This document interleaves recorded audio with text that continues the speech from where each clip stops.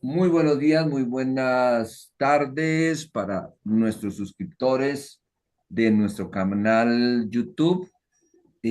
Hoy abordaremos un tema eh, que pretendo plantearlo de una manera dinámica, interactiva, porque hay mucha tela por cortar acerca de esta primera aproximación que tengo para ustedes. La he titulado que el humor en la psicología clínica, que es un tema de alguna manera serio, curiosamente, pero más allá de la risa, el humor tiene algún otro sentido más allá de producir risa y eso es lo que subtítulo como una herramienta terapéutica para el vínculo y la resiliencia. Eh, Vamos a tratar de proyectar esta presentación. Eso, vamos a ver. Listo. Y lo primero que hay que decir, o lo que se me ocurre a mí presentar como introducción, es una definición. Probablemente todos tenemos alguna noción de definición, pero he extraído alguna cortica que nos haga entender de lo que estamos hablando. ¿Mm? No necesariamente es algo que nos produce risa. No, pues sí, eso es un chiste. Pero el humor lo interpretamos nosotros los psicólogos, sobre todo los clínicos, como una función cognitiva, o sea, un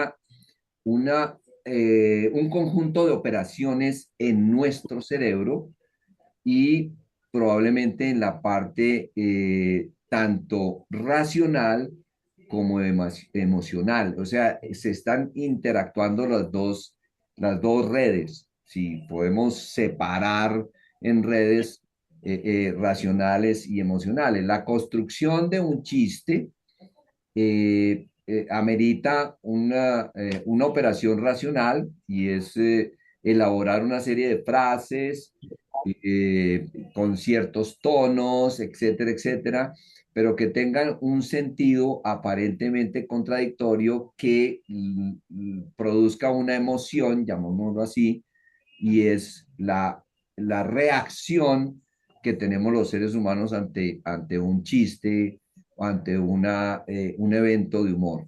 ¿Mm? Eh, Podrán haber muchas definiciones. Yo invito al doctor Oscar para que nos comente cómo ves tú el humor en términos científicos, que es tú porque tienes una formación absolutamente maravillosa en la neuro, eh, además de la interacción entre una función cognitiva y una emocional. ¿Qué opinas tú, Oscar?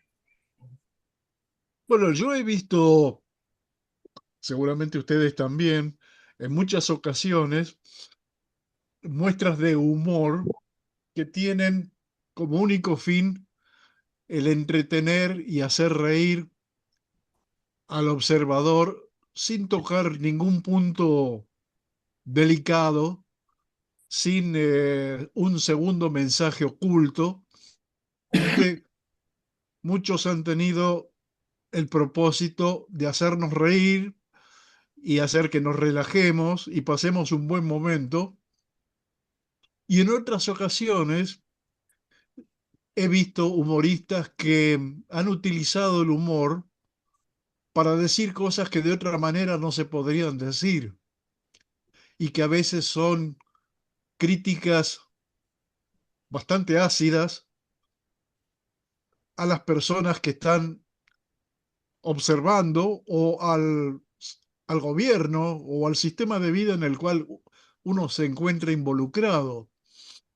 Y en estos casos, en una primera capa, nos reímos y nos causa gracia, pero después nos quedamos pensando qué habrá querido decir este hombre y caemos en la cuenta de que hay un segundo mensaje en una segunda capa que ya no es tan liviano y tan fácil, sino que muchas veces es una crítica muy profunda y que entendemos que es la única manera que esto se pudo expresar porque el horno no estaba para bollos, como decimos muchas Claro, veces, no claro. estaba en la circunstancia como para poder hacer una observación directa Mm, y se está utilizando el humor para hacernos relajar y aceptar algo que tiene un mensaje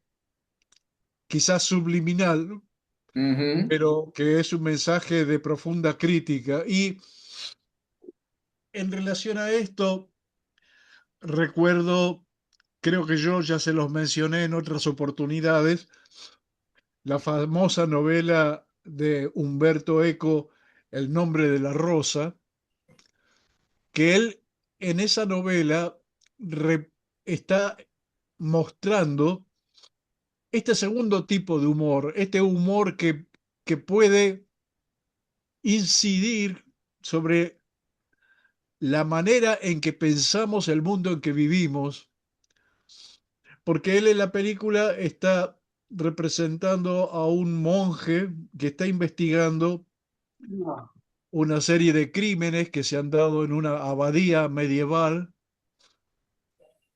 por la búsqueda de un libro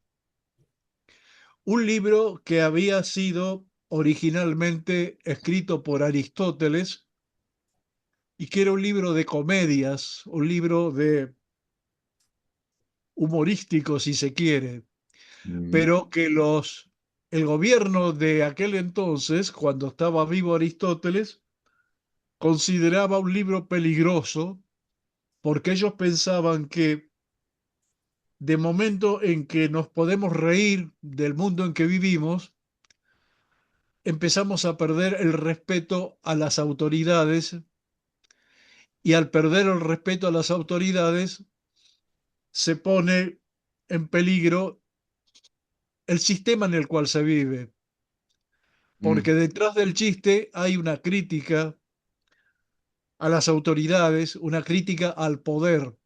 ujú, Y de esta manera, ese libro, que era un libro de comedias, que parece ser que es real, que Aristóteles escribió ese libro, las autoridades de aquel entonces lo hicieron desaparecer porque consideraban que era un peligro que las personas comenzaran a reírse del sistema de vida en el cual se encontraban, porque ese era el primer paso para perder el respeto a los poderosos.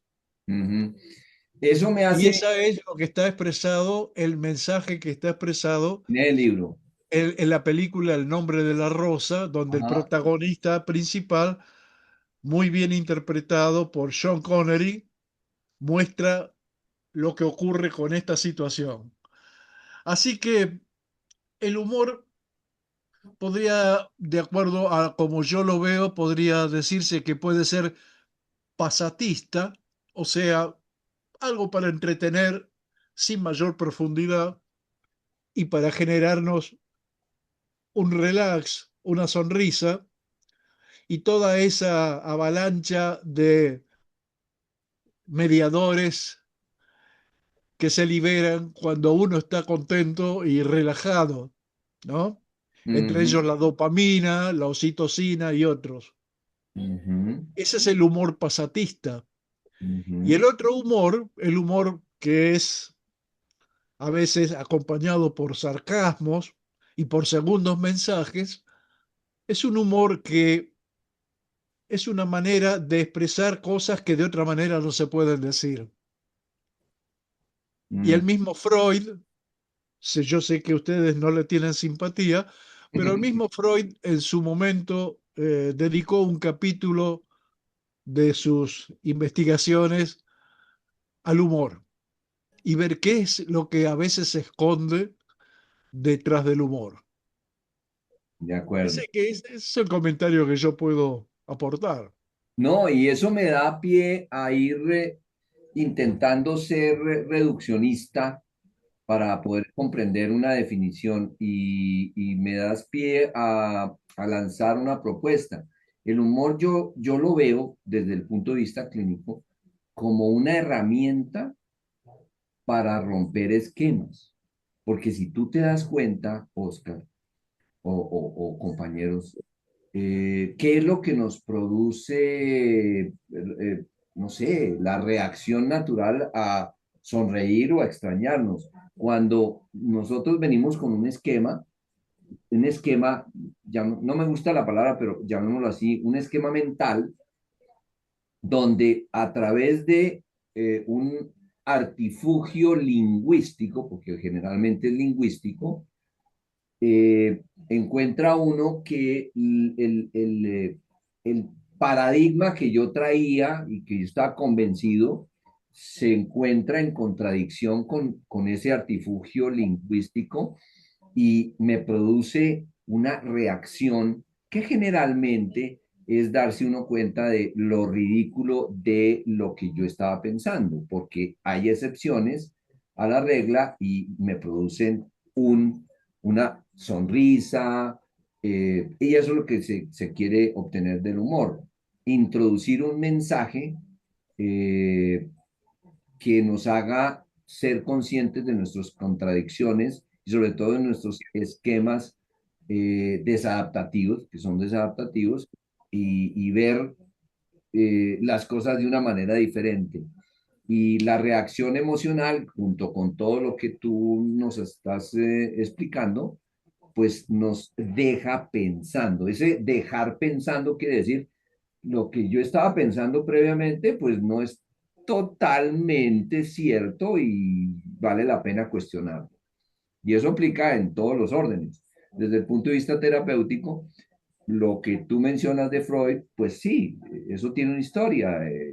El humor, de acuerdo con el psicoanálisis, se explicaba como una resistencia, como una oposición a mis esquemas que produce una reacción. Eh, pero hoy día lo vemos, independientemente de esas explicaciones, como una herramienta terapéutica para poder penetrar en los esquemas de nuestros pacientes o de nuestros consultantes, ¿sí? Y a la vez es una herramienta, sigo insistiendo que es una herramienta para intentar conectarnos con nuestros consultantes y qué mejor que superar una diatriba demasiado cerrada, esquemática, pedagógica, que soltar un chiste y empezar a romper esos esquemas. Es como yo lo veo. ¿Qué opinan ustedes? Edgar, Señor, pido la palabra. sí, sí. Sí, como decía Oscar y como dices tú, pues hay 7 tipos de humores, de tipos de humor terapéuticos, si se quieren llamar, y algunos favorecen el bienestar de las personas, pero hay otros que pueden generar conflicto. Y si se hace en forma extensiva, por ejemplo, todos recordamos ese programa de humor que ya no hace reír, pero que antes hacía reír, Sábados Felices, que tenían un intérprete que vivía haciendo humor, parodiando situaciones de los pastuzos. Para explicarle a Oscar, los pastuzos son una población de Pasto, por eso son los pastuzos de Nariño, en Colombia, que queda en el sur, en límites con el Ecuador, y que siempre daban la impresión de ser muy ingenuos y entonces se hacían muchos chistes sobre ellos y todas las semanas uno esperaba la parte donde iban a hablar de chistes de los pastuzos. Por ejemplo, como dice Edgar, voy a contarles un chiste de pastuzos de los que normalmente se hacían, pero que creaban un ambiente de hacerlos creer que eran tontos, estúpidos. Un coronel del ejército mandó al soldado Castillo a que vigilaras la puerta de su casa porque él tenía entendido que su mujer dejaba entrar hombres a su casa. Y el pastucito Castillo dijo, ¿cómo ordene, mi coronel? Y se fue para allá. Al rato, Castillo llama al coronel y le dice, coronel, he sabido ver que ha entrado un hombre a su casa y que está con su mujer. Entonces el coronel se va desesperado a la casa, entra a la casa y ve a su mujer en la cama con otro hombre, entonces saca la pistola y se le enguarala la pistola, pero él tenía sable y saca el sable y da contra el techo y quiebra el sable y el pastucito le dice, pues, con los cuernos, mi coronel, con los cuernos. ¿Sí? Esos son chistes tontos, se pudiera decir, pero todos estos chistes uno detrás del otro iban creando la impresión de que los pastuzos eran tontos. Entonces los pastuzos se disgustaron y el gobierno prohibió que en sitios públicos se contara cuentos que tuvieran que ver con pastuzos. De manera, ¿por qué? Porque también los cuentos pueden llegar a crear ciertas situaciones que pueden afectar. Y entonces hay el humor afiliativo, el humor autoafirmación, que es uno de positivo personal. Hay el humor autocrítico, el humor agresivo, hay el humor sarcástico y hay el humor absurdo o humor negro. De manera que estas son pues las partes y las formas de hacer humor que pueden algunos a llevar a tener una terapia positiva y ha sido siempre muy positiva, pero a otros a crear un ambiente que no es sano.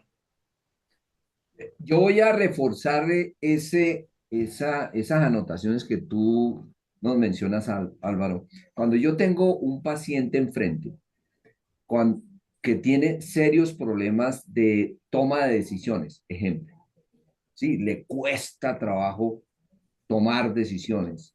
Yo generalmente cuento un chiste bobo y tiene que ver con un soldadito que pues, comete un error y llega el coronel y lo regaña y le dice, usted soldado, ¿cómo así? ¿Cómo se le ocurre cometer ese error? ¿Es que usted es bruto o idiota?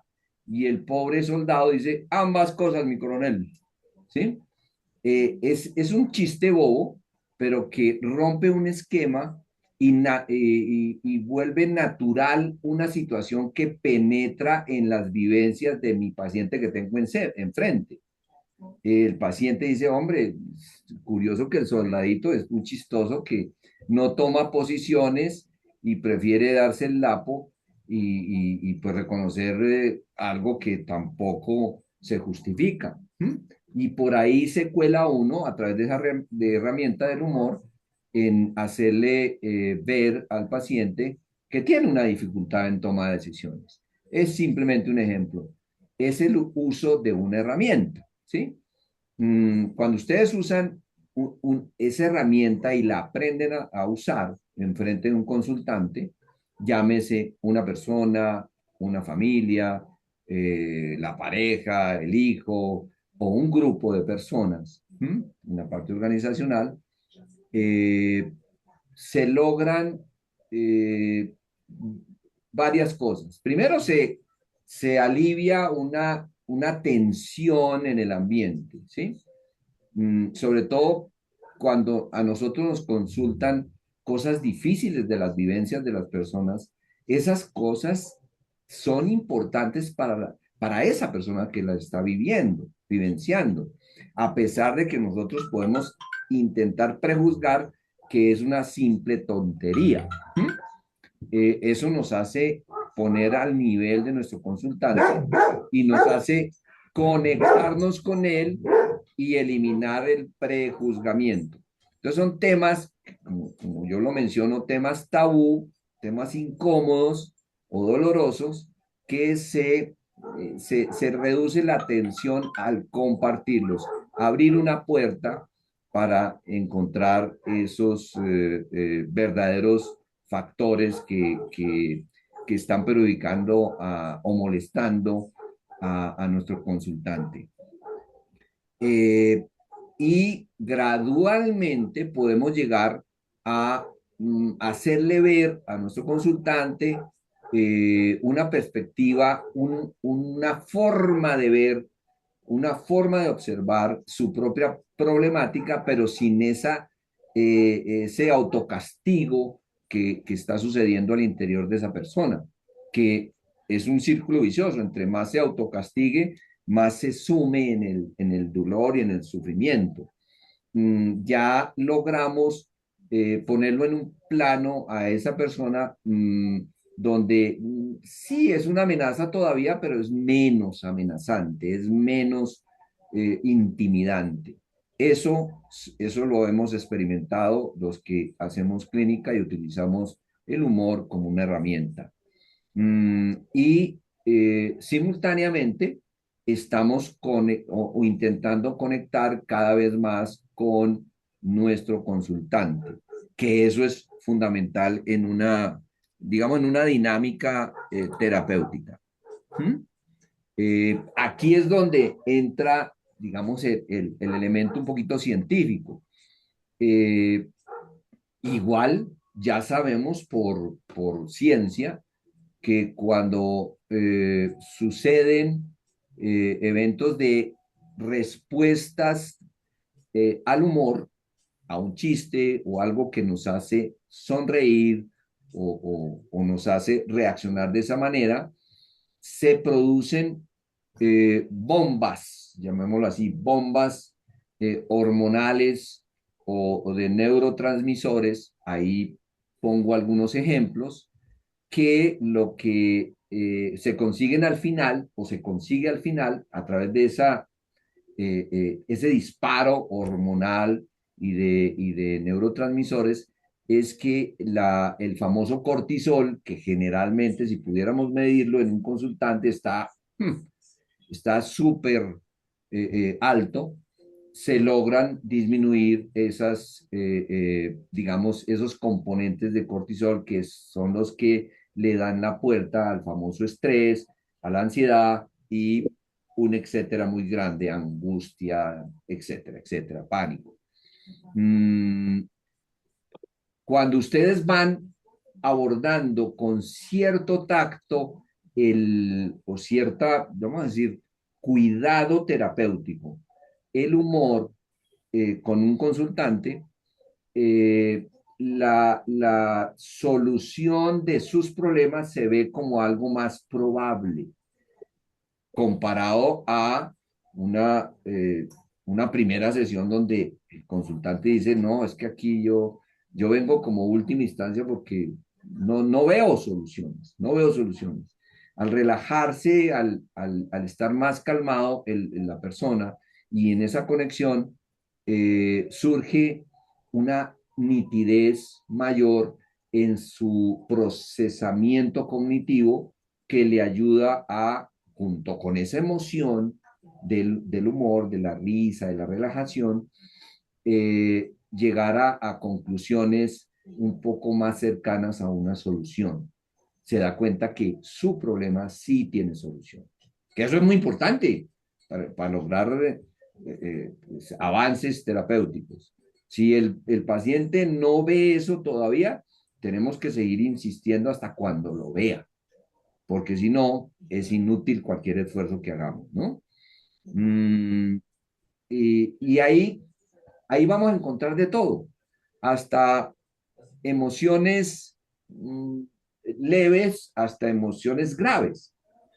Aquí se ha mencionado que podemos tener un consultante que nos dice, bueno, es que se me dificulta estudiar, concentrarme, focalizarme en tal cosa porque tengo problemas de aprendizaje. Hasta consultantes que ya llegan al límite emocional de querer acudir a un suicidio porque no ven perspectivas de solución. Cuando nosotros logramos introducir esa herramienta, esas emociones que están a punto de desbordarse, de descontrolarse, empiezan a perder peso y el paciente o el consultante empieza a encontrar soluciones de control emocional, que es uno de los objetivos terapéuticos que generalmente nosotros intentamos lograr. Hasta ahí, ¿cuál ha sido la experiencia, colegas, independientemente de que sean psicólogos o no, cuando tienen que utilizar el humor para lograr esas cosas que acabo de mencionar? Sería muy interesante escucharlos. Gustavito, Señor, ¿cuál ha sido tu experiencia al aplicar el humor en tus consultantes? todo el tiempo. Y de esa lista que mencionaba Álvaro, ¿qué tipo de humor es el más utilizado por ti? No, lo que pasa es que mi forma de humor yo la llamo repentismo, o sea, yo reacciono y me sale algo que puede ser gracioso para esa persona por el idioma o las formas que uso, etcétera. Y digo que en todo sí, porque yo siempre utilizo ese elemento para extensionar la sesión, sí, como dicen, ¿no? Descongelar la cosa y crearle un ambiente muy permisivo a la persona, que se pueda expresar tranquilo. Y después lo voy utilizando como parte del feedback eh, para mostrarle pues que algunas situaciones son ridículas independiente de lo que uno haga o no haga. Y también lo utilizo como una de esas estratagemas. El humor ayuda a distraer la atención de la persona, sacarlo del enfoque en que está sumergido y sufriendo y lo lleva a una realidad pues a veces absurda, a veces simplemente graciosa, a veces simplemente sorpresiva. Y ese cambio, ese switch de sacarlo, sacarle su enfoque, su atención concentrada en lo que funciona mal, hace que la persona acceda más fácilmente, digamos, a cualquier orientación. Y también me gusta que las personas jueguen un poco con lo, o sea, como, ¿cómo se diría eso? Como quitarle tanto tremendismo y tanto dramatismo a la vida y a través del humor es mucho más fácil. Yo Mm, inclusive hasta he utilizado como el cerebro se deja engañar tan fácilmente. Cuando se levantan las comisuras de la boca, el cerebro cree que uno se está riendo. Así como cuando uno agacha la cabeza, entonces se deprime. Y si la levanta, entonces como que se anima. El cerebro funciona muy con esos trucos y entonces al hacer que las personas sonrían, simplemente les pido que sonrían. No importa si está triste, enojado, sonría, hágalo, inténtelo. Y después hablamos sobre lo que sintió, qué pasó, cómo.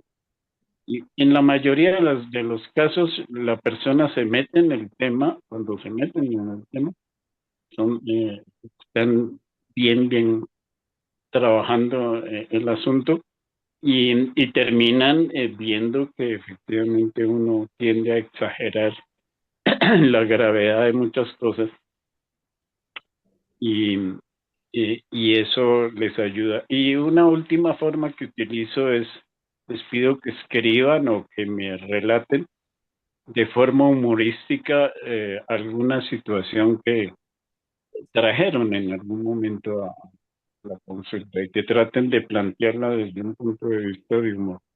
Ayuda mucho también, porque les permite hacer ese reframing y esa reinterpretación de reencuadrar y reinterpretar las cosas y no dejarse llevar simplemente por la reacción.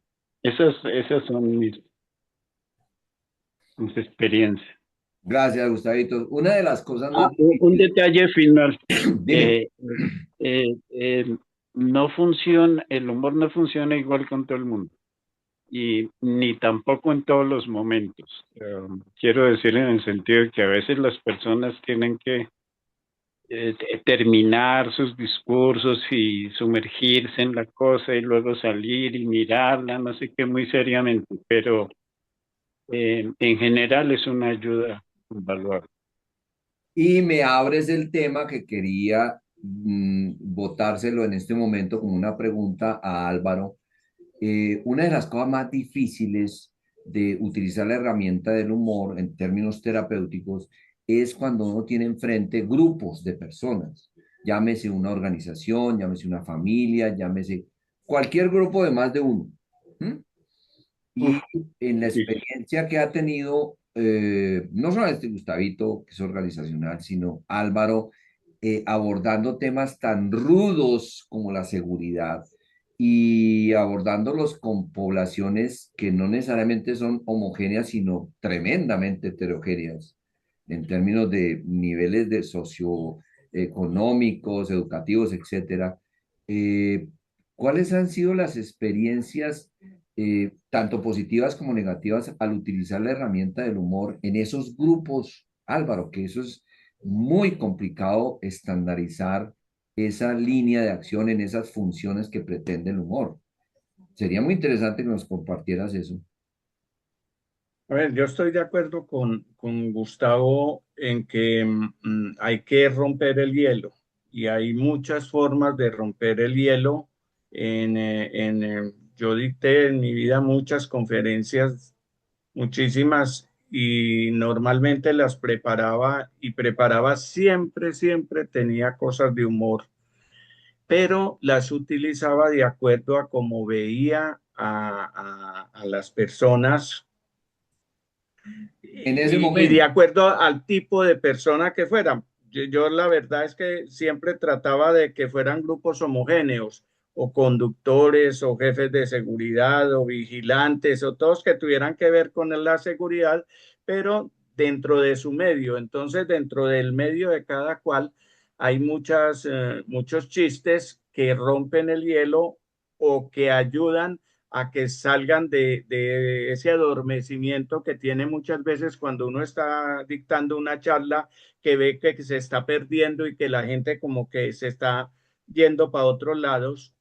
Recuerdo una vez en Buenaventura que fui a dictar una charla a conductores Ujú. y, y había una situación muy tensa en Buenaventura y sobre todo había una situación muy tensa por en contra del centralismo que había de Bogotá y que los estaba afectando mucho allá. En fin, noté la gente que tenía que ir de obligada.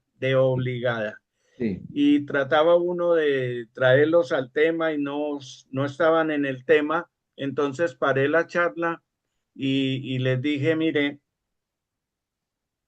resulta que un amigo mío el sábado pasado se fue a un taller porque notó algo de los frenos que no le estaban funcionando.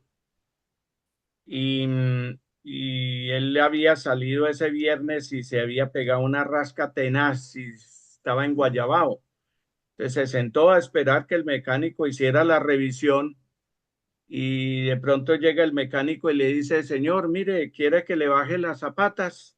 Y si todavía están esas putas ahí en el carro. Ay, Entonces no. yo les conté ese cuento Y se murieron de la inmediatamente, risa. inmediatamente, como les hablé en el idioma de ellos, Y las claro. zapatas, eso lo entienden todo, y inmediatamente cambió la reacción. Y otros empezaron, alguno tiene un cuento parecido, y tuvimos 10 15 minutos de que ellos empezaron a contar cuentos. Eso me cambió completamente la charla.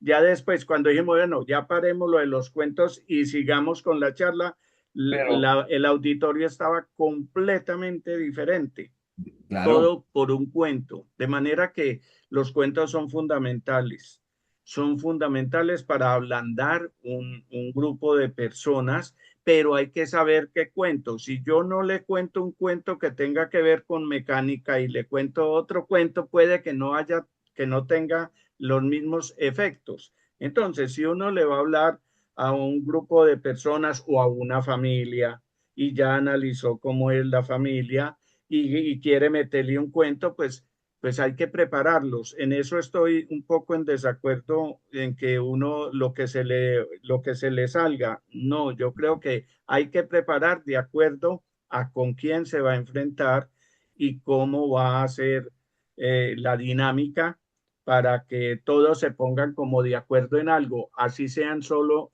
de acuerdo en reírse, ¿sí? Pero hay que buscar siempre esa herramienta y en terapias de familia es muy conveniente los cuentos que no afecten, sino que ayuden a unirlos. Gracias, Álvaro. Ahí hay un mensaje perfectamente claro. Me llamó la atención algo que comentaba Oscar.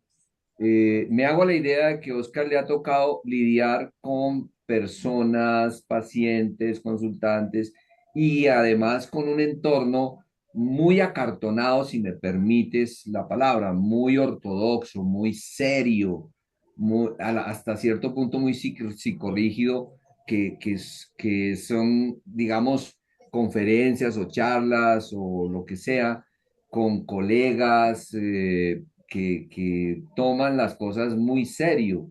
No sé si culturalmente o porque el entorno está diseñado de esa manera. Oscar, experiencias con respecto al humor aplicado a la interacción con esos grupos, ¿cuál ha sido alguna anécdota que recuerdes tú de aplicación del humor, tanto que haya sido útil como que haya sido desastroso en determinados momentos?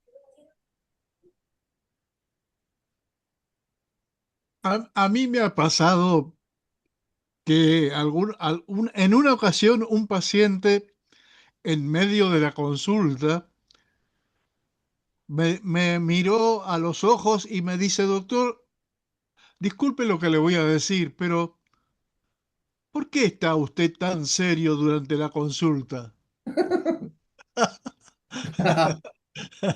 Porque ese es uno de mis características. Yo Claro. suelo estar serio, suelo estar acartonado, como bien utilizó esa palabra Edgar. Y al escuchar ese comentario me sonreí y le dije, bueno, quizás hoy no, pero le prometo que para la próxima consulta voy a tener un cassette de un humorista que cuenta cuentos muy buenos, así que lo voy a tener reservado para cuando usted venga para la próxima consulta. Buenísimo, buenísimo. Pero después me quedé pensando, y un amigo mío, un colega, me hizo la misma observación, ya fuera de la consulta, no estábamos en consulta, estábamos en una reunión de amigos y en un momento dado me dijo eh, que yo era demasiado serio en las consultas y que quizás sería bueno para mí y para el paciente ser un poco más flexible, más elástico, más relajado. Así que en mi caso yo estoy tratando de incorporar algún elemento de buen humor sin herir la susceptibilidad del paciente, porque por ahí uno, el paciente viene con un problema muy serio y uno comienza a tomarlo en forma humorística y el paciente puede sentirse ofendido, decir, perdóneme, doctor, pero mi problema es serio, yo no vengo para que usted me cuente chistes o para reírme. Estoy pensando en que mi hija se quiere quitar la vida. Entonces, uno corre peligro de dosificar mal este medicamento que es el buen humor y la sonrisa. Podemos pecar por falta de buen humor, por demasiado acartonamiento, pero también podemos pecar por un exceso de humor en situaciones en las cuales el paciente no espera que uno le haga un chiste, el paciente espera una reflexión seria porque su problema es muy grave. Así que es muy delicado el tema. Y otra cosa que observé en mí mismo es que mi disposición para el humor depende de cómo me haya levantado ese día. Mm, Hay días que me levanto con buen humor y que veo las cosas de forma optimista y con buena onda y relajada, y hay días que me levanto anudado y preocupado por las cosas que están ocurriendo en mi país, en el mundo, entre los amigos, en la familia. Entonces, mi actitud en la consulta depende mucho de cómo yo me haya levantado ese día. O sea, influye mucho mi estado de ánimo sobre la manera en que yo enfoco la entrevista. Eso me he dado cuenta. Y es más difícil de manejar. Así que eso es lo que puedo comentarles. De ahí, de ese comentario que acaba de hacer Oscar, encontramos una necesidad desde el punto de vista de lo que yo quiero traerles hoy. Es un enfoque terapéutico que lleva un mensaje concreto. Esta es una habilidad independientemente de si nos levantamos de buen humor o de mal humor, si somos por naturaleza serios o muy folclóricos, independientemente de nuestra naturaleza individual, cuando nosotros abordamos la responsabilidad terapéutica, tenemos que ser conscientes que es una habilidad que estamos en el deber de desarrollar.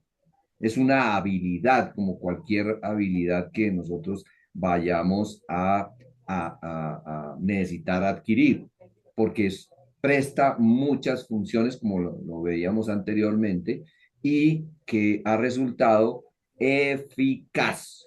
O sea, para nuestros propósitos terapéuticos es una herramienta eficaz. Entonces, ¿por qué no desarrollar esa habilidad? Hay tres elementos del enfoque terapéutico que traigo a colación acá.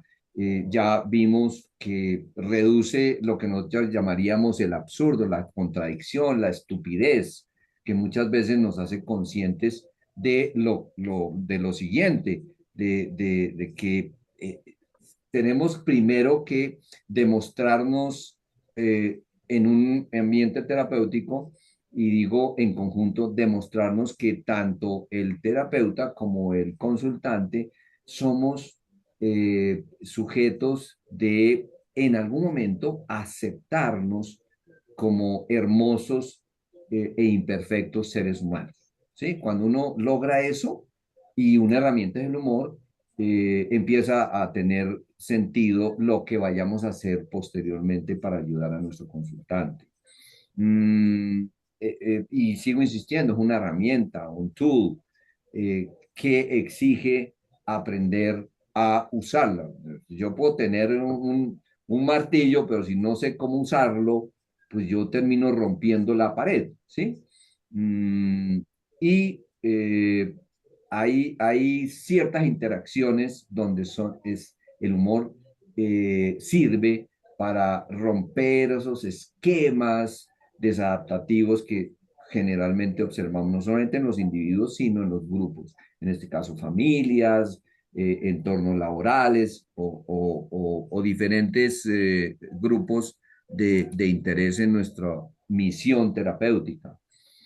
Ahí es donde entramos a cuestionar cuándo no usar el humor, porque hay límites éticos, lo que mencionaba Oscar y Gustavo y Álvaro.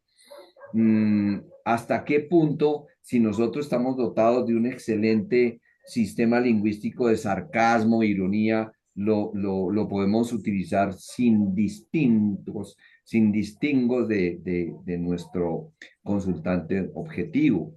Eh, Tienen toda la razón. Uno tiene que meterse en el grupo, como mencionaba Álvaro, y tratar de estandarizar qué tipo de humor debo utilizar.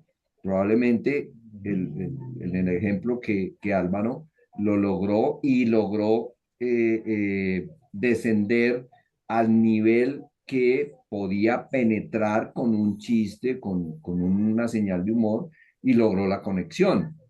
Porque si no, se puede percibir, como dice Oscar, que haya un reclamo por parte del paciente porque se siente agredido o burlado.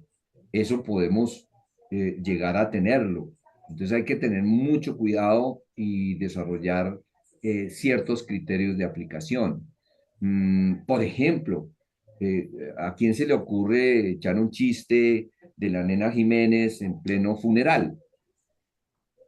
No, no, no, es que eso no tiene sentido. O sea, en duelos, no solamente de pérdidas físicas, sino cualquier tipo de duelo, el humor tiene que manejarse casi como una herramienta que debe guardarse y no ser sacada en ciertas y determinadas situaciones. Un paciente, un consultante que llega traumado, que llega en una crisis de pánico, ¿cómo el paciente está vivenciando los síntomas de la crisis de pánico? ¿Cómo nos ocurre echar un chiste? Eso no tiene sentido, pero hay que mencionarlo como restricción de el humor no se debe usar en esas situaciones, ¿sí? Mm, lo que a veces nos ocurre a los clínicos, encontramos personas con ciertas entidades o ciertas patologías donde no aplica el humor, definitivamente no. Un paciente, un consultante que llega en una crisis de paranoia, desconfiando de todo, pues no va a entender el humor por más sutil que nosotros seamos. Que llegue una persona desconfiada, que no se deja tocar, que mira todo y hacerle un chiste, puede llegar a eh, eh, exponencializar, si me permiten el verbo que me acabo de inventar, la paranoia de la persona y lo puede llevar a una crisis y un descontrol de conducta. eh, o tenemos enfrente una persona con ciertas limitaciones desde el punto de vista cognitivo, como una persona con un Asperger, un autismo o cualquier otra patología donde nosotros sabemos que tiene unas limitaciones cognitivas. El humor pareciera que no aplica en esos casos. No sé si ustedes han tenido esas experiencias, Álvaro, Oscar, Gustavito, de tener enfrente consultantes de ese tipo de personas.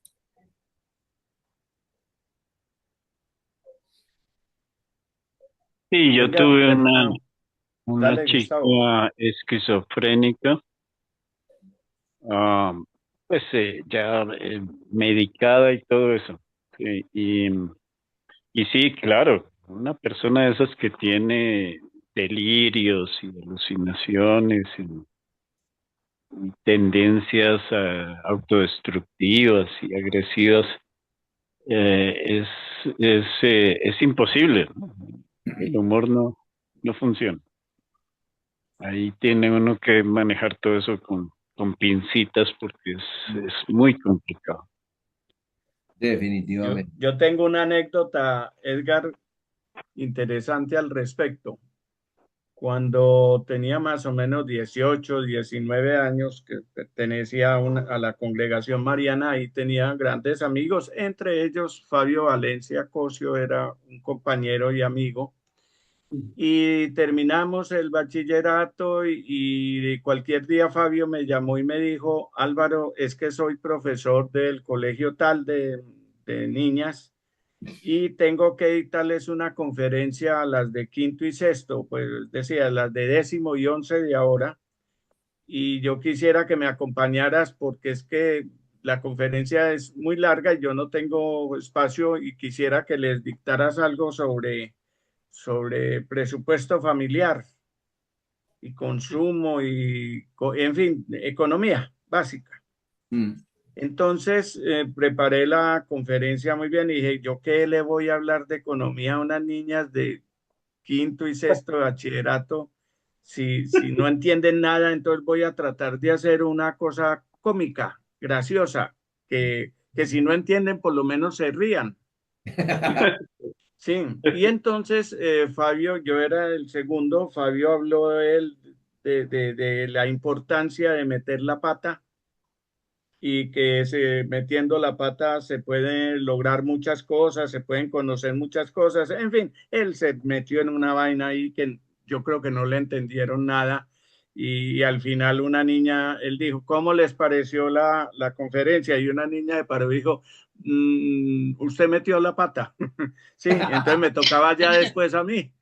Y dije, bueno, ya se rieron con eso, esto me agrada porque voy a entrar bien. Y empecé la charla y esas mujeres se miraban y toteadas de la risa. Fue media hora que no pararon de reír. Y yo me fui para mi casa muy contento. Normalmente yo llegaba y me quitaba los zapatos y me ponía a ver televisión en la cama. Cuando, oh sorpresa, veo que llevaba una media azul y una café. De eso era de lo que se reían las niñas. Ay, Entonces, Buenísima. pero fue una conferencia muy chistosa, muy sabrosa. Ellas salieron muy contentas, no por lo que yo dije, sino por como lo dije. Y eso nos lleva al planteamiento lógico de los tipos de humor que mencionaba Álvaro, que lo resumo en esas tres cositas. Uno debe tomar en cuenta para la aplicación del humor como herramienta, no solamente el humor del paciente, que puede ser diferente al del terapeuta. Eh, el humor del terapeuta uno tiene que conocerlo. Muchos terapeutas ignoran que tienen determinado estilo de humor. Eso hay que aprender a reconocerlo. Y la situación que se está viviendo. ¿Mm? Ustedes han ejemplificado situaciones donde la situación casi que es la que impone el tipo de humor que uno debe utilizar. ¿Mm? El momento del encuentro, no solamente con el paciente, con el consultante, sino con el grupo. Y ahí es el desarrollo de la habilidad del uso de la herramienta del humor, no entrar, no prejuzgar que mi estilo de humor le tiene que gustar a todo el mundo que tenga enfrente, porque ahí hay muchas equivocaciones. Eso resume digamos, esa postura, ese planteamiento. Las conclusiones son muy sencillas. No es que el humor sea un elemento complejo ahí que tenemos que seguir estudiando. No, es una herramienta. Una herramienta que si bien es una forma de llegar a la persona que tenemos enfrente y lograr un objetivo mucho más fácilmente, pues ¿por qué no utilizarlo? Con con ciertos cuidados, ciertas advertencias, no solamente de tipo ético, sino de tipo pragmático. Eso hay que practicarlo porque es una habilidad. Si nosotros no tenemos como decía Oscar en sus comentarios, si se enfrenta a colegas que realmente no han desarrollado la sensibilidad necesaria para hacer la conexión con el paciente, pues va a ser muy difícil que logren algún tipo de humor y por ende desperdician una herramienta muy eficaz, ¿sí?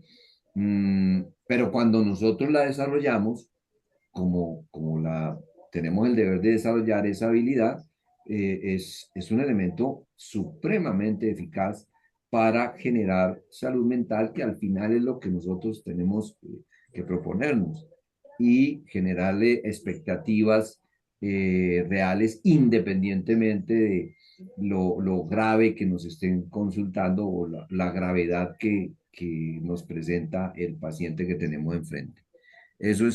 Digamos, las conclusiones a las cuales puedo resumir. Esto está referenciado con alguna bibliografía, pero todo lo anterior está evidenciado con hallazgos empíricos y datos estadísticos. Porque cuando yo logro uh, una alianza, se llama así, alianza terapéutica sólida con mi consultante, ya sea una persona, una familia, un grupo, eh, lo que hagamos de ahí en adelante se potencializa, se facilita para el logro de los objetivos que nosotros nos trazamos. Entonces ahí hay una serie de estadísticas que se los dejo dentro de la presentación, donde no solamente vemos hallazgos en términos de la percepción y uso de los psicoterapeutas, 50% opinan que el humor tiene un lugar limitado, el otro 50% reconoce que la importancia es de tipo pragmático, pero miren estas estadísticas. El 62% de nosotros los psicoterapeutas eh, consideran, es una opinión, que lleva un riesgo moderado o marcado de ser malinterpretado. Por eso la timidez de muchos terapeutas de aplicarlo, porque el margen de errores es grande. La, la realidad es que sí hay aplicación de humor en por lo menos en las terapias cognitivas. Y 1.5 de las intervenciones de tipo cognitivo-conductual aplican eh, eh, el humor. Y eso se apoya en hallazgos, en adicionales hallazgos, ¿no? Correlaciones con la eficacia terapéutica, está correlacionado, la efectividad percibida, porque lo que se pretende es que sea efectivo, pues no, que no sea un adorno, que echar un chiste en plena sesión, sino que es efectivo. Eso está prácticamente evidenciado. Y aquí hay un asunto puntual. Quiero leerlo textualmente. Aunque los pacientes con enfermedades más graves reportan menos humor en sus sesiones, por obvias razones, el vínculo entre el humor y la efectividad de la terapia sigue siendo significativo en estos subgrupos. ¿Sí? Una persona que le quedan días de vida porque estamos haciendo una intervención para acompañarlo al bien morir, porque eso nos toca a los terapeutas, pues el nivel de humor se reduce por la gravedad de su situación, porque la aceptación es la muerte, pero no se prohíbe el uso del humor. Tiene que ser una cosa muy sutil y yo en mi práctica lo he utilizado, incluso en pacientes terminales, ¿sí? Y funciona porque alivia, genera una reducción de todas esas hormonas que se le disparan a una persona, independientemente de la gravedad de su enfermedad, vive lleno de hormonas que le generan estrés, ansiedad, depresión, etc. Funciona. Eh, no podemos ignorar el impacto en la salud mental, ¿sí? Eh, no es un tema sacado de los cabellos. Se han hecho revisiones y en el metaanálisis que se efectuó para esta presentación se abordaron hallazgos muy importantes para la ansiedad, para la depresión. O sea, funciona para la ansiedad, funciona para la depresión, funciona para cualquier tipo de consulta o cualquier tipo de intervención que queramos hacer, incluso organizacional. ¿Mm? Y los indicadores están dándole soporte a esa efectividad que nosotros queremos observar para seguirlo aplicando. Eh, También la psicometría nos está diciendo, ojo, ojo, pilas, lo que hablábamos al principio, ¿no? Una cosa es el humor y otra cosa es la risa no humorística, ¿sí? Mm, un- una reunión de amigos, pues puede generar chistes de todas maneras. Ahí no estamos haciendo de terapeutas, ni estamos generando vínculos, ni, no, no. Es una cosa casi que natural. ¿M?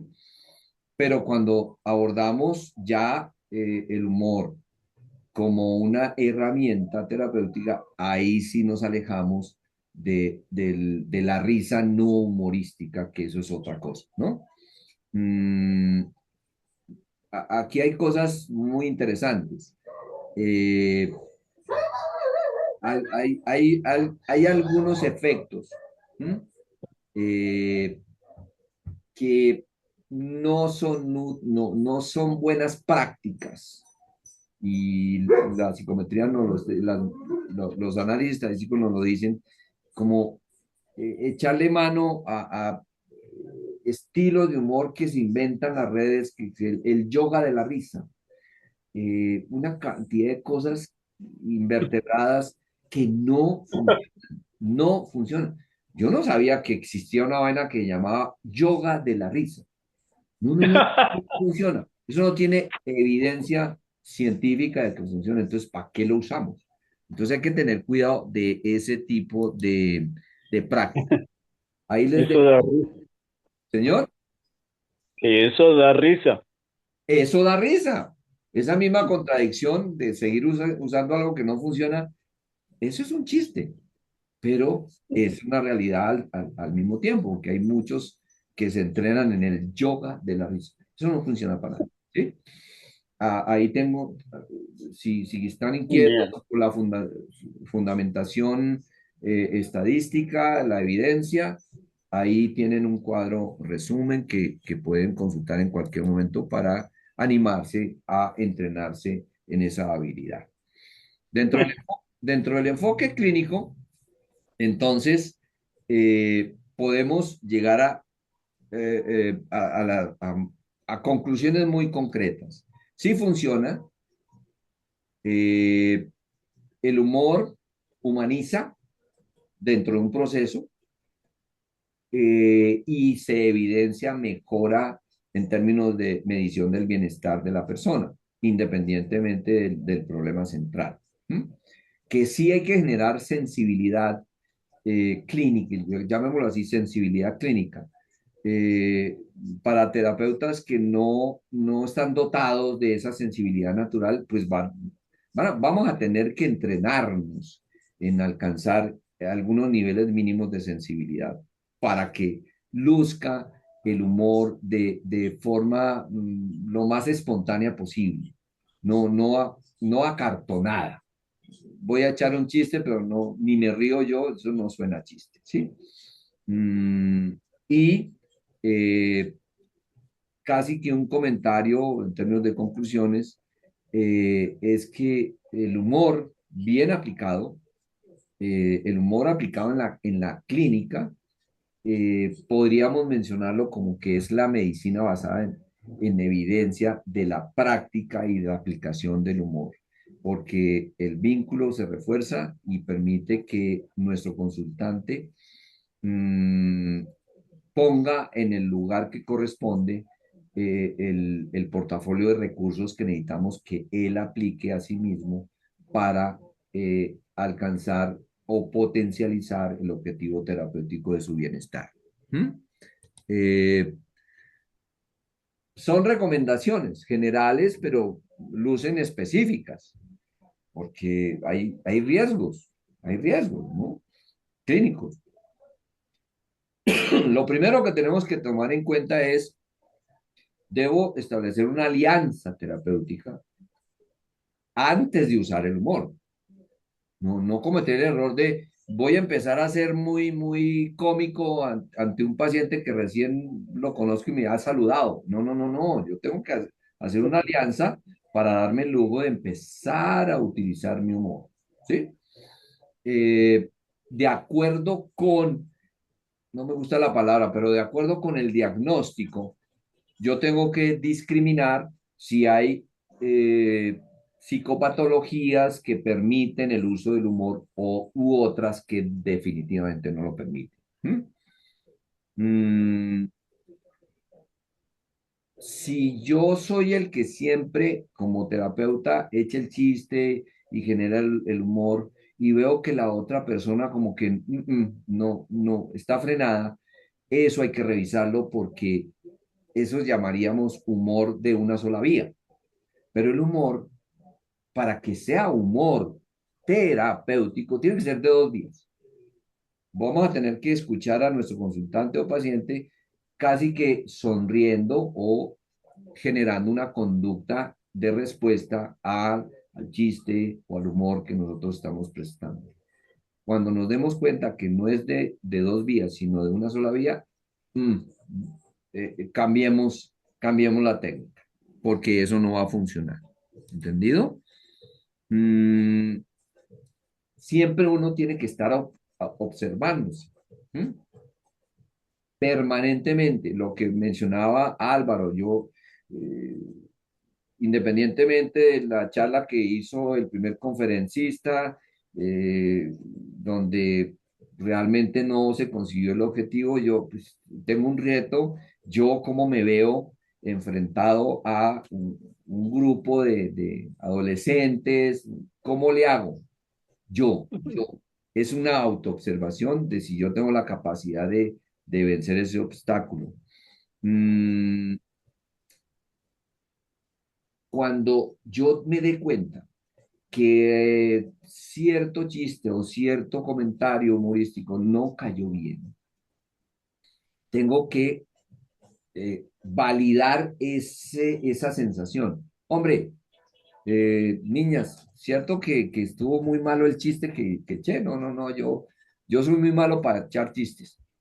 Tengo que validar la sensación que yo estoy observando en mi consultante o en mi grupo.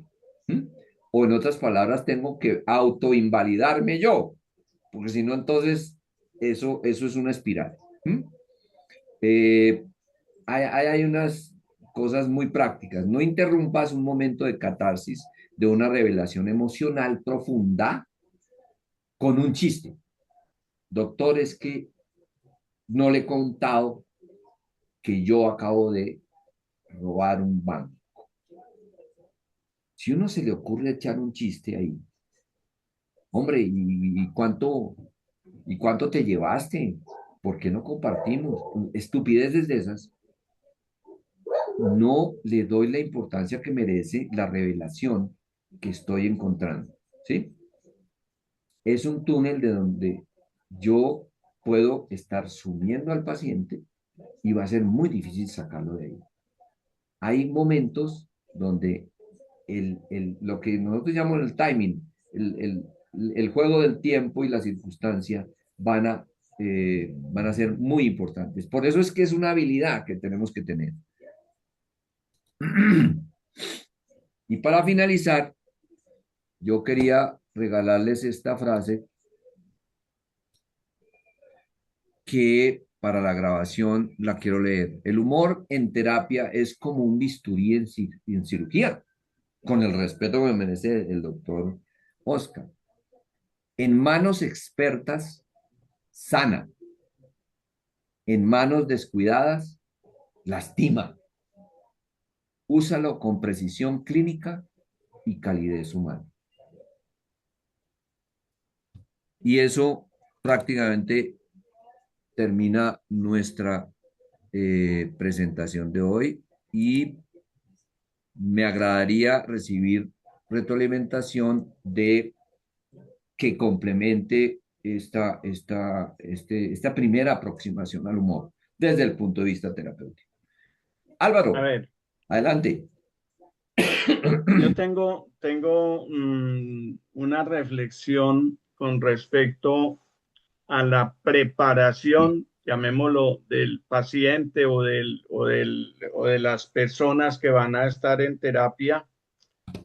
Y se me ocurría mientras hablaba que antes de que entraran a la sesión, que tuvieran como un librito, que se hiciera un librito, un cuadernito, alguna cosa que tuviera 10, 20, 30 chistes que ellos pudieran leer, ver y que empezaran, cuando entren ya empiezan con una mentalidad diferente, pues son chistes que se pueden ser o en un cuadernito o ya en casi todas partes hay una pantalla de televisión, pues tener ahí un CD con 3 o 4 o 20 chistes que ellos puedan escuchar, es decir, romperles el hielo con chistes no contados por uno, sino contados por gente que sabe contar el cuento, que sean chistes universales, que no sean chistes, por ejemplo, les voy a contar un chiste universal.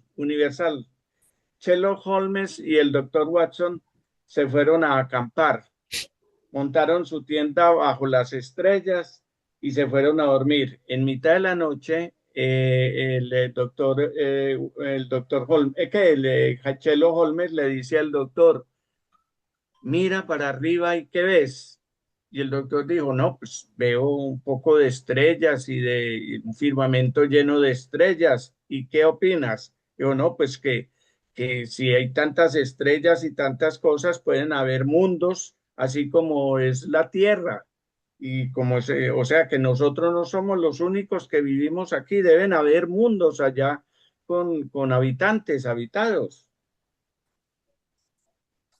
y que también podrían tener vida. Y entonces Holmes le dice, Watson, no seas tan idiota. Y lo que quiere decir es que nos robaron la tienda, nos robaron la tienda.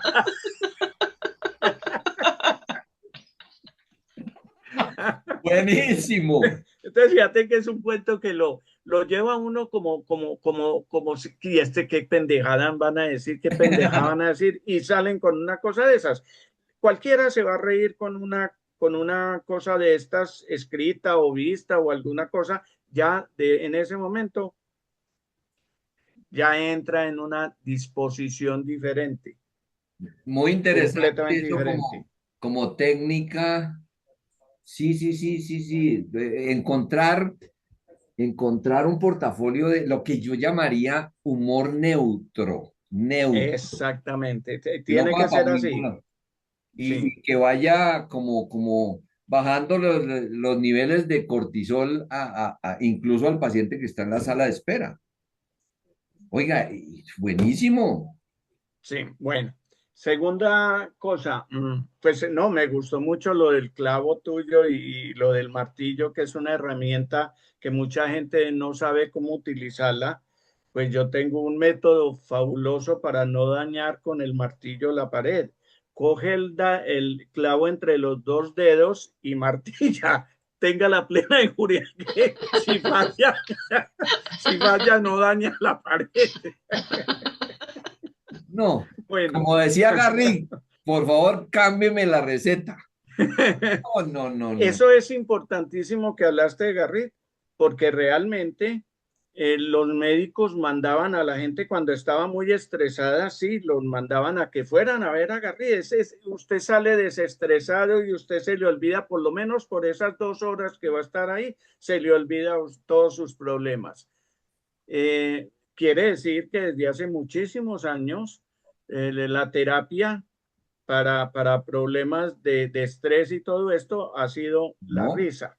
sí, sí, sí, sí, sí, Estoy preocupado porque todos los días veo menos gente en las reuniones nuestras y estoy preocupado porque las mujeres no volvieron a participar. En serio, yo propondría que se hablara nuevamente a ver si se justifica pasar la reunión en lugar de las 9 de la mañana a las 3 de la tarde, porque antes estábamos 12, 13 personas, después 8, después 10, y hoy, por ejemplo, muy bueno, pero estuvimos solo 5.